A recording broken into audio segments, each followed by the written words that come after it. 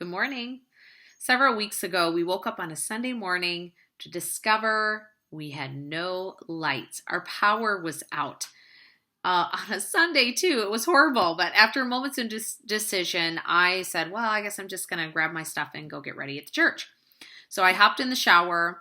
It was dark in there. I could hardly see anything. But as soon as I got out, my husband said to me, guess what? The power's out at my parents' as well. Now, they stay just a few miles from our church. So we decided that our father-in-law would go to the church and check and see if there was any power there. And you guessed it, no power at the church either. Well, now I was starting to get worried because I had soaking wet hair. Church started in a few hours. I had no way to get ready.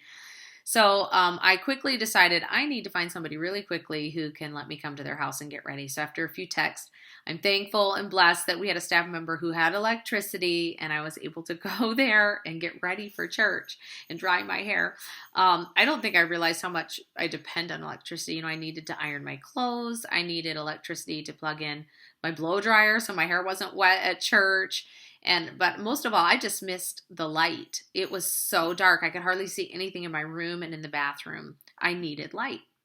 I've heard it said many times in my Christian life throughout the years that Jesus is the light of the world. John 8:12, then spake Jesus again unto them, saying, I am the light of the world. He that followeth me shall not walk in darkness, but shall have the light of life. However, in this verse, he is speaking to the scribes and the Pharisees after they condemned the woman that was taken in adultery. And Jesus was talking to her. He forgave her and he said, go and sin no more. And then he turned to the Pharisees and he said, I am the light of the world. Okay, but I read another verse the other day that got me to thinking and got my attention. This one is John 9:5. This is Jesus speaking and he says, as long as I am in the world, I am the light of the world.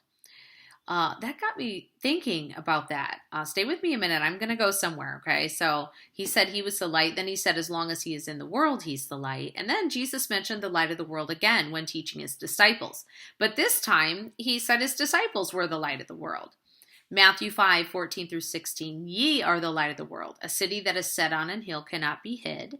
Neither do men light a candle and put it under a bushel, but on a candlestick, and it giveth light unto all them that are in the house. Let your light so shine before men, that they may see your good works and glorify your Father, which is in heaven. So now I was a bit confused. Jesus said he was the light of the world. Then he said he was the light as long as he was in the world. And then he told his disciples, or his followers, if you will, that they were the light of the world. Well, which was it? I wasn't sure. Is Jesus the light or are his followers, us? Are we the light? Well, I think both. Let me try to explain it this way. When Jesus was on this earth, he was in a human body. So he had some limitations. Did you ever think about the fact that Jesus could only be in one place at one time while he was here on earth? He was not, with his disciples in the ship during a storm sleeping and then also sheltering from the storm at a friend's house sleeping. No, he was in one place while he was here on this earth. Now, when my power went out that Sunday, I had a little solar light that I carried around while trying to gather my things together.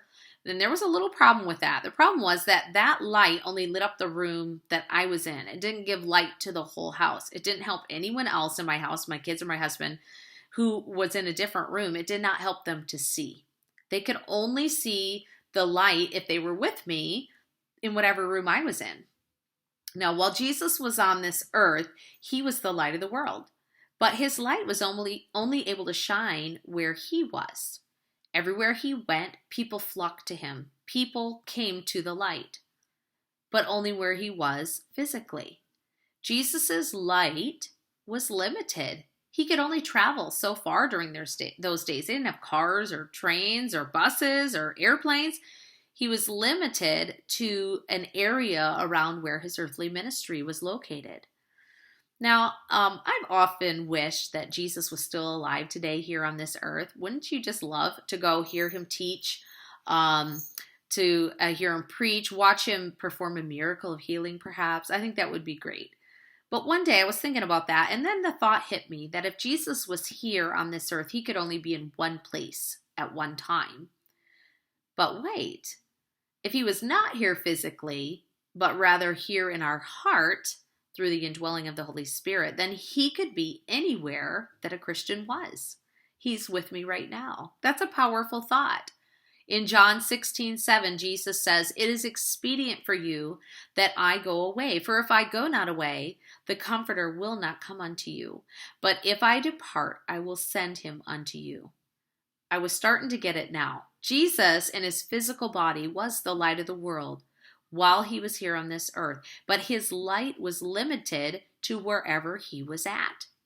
Jesus in our hearts, however, as the Holy Spirit, is the light of the world shining through us. Because Jesus' light shines through every Christian, he is no longer limited to one place like he was when he was here physically. He can have his light shining in every city that there is a Christian. What a great thought that Jesus needs me. He needs my light to shine. Now, the light that we shine in this world is through the power of the Holy Spirit.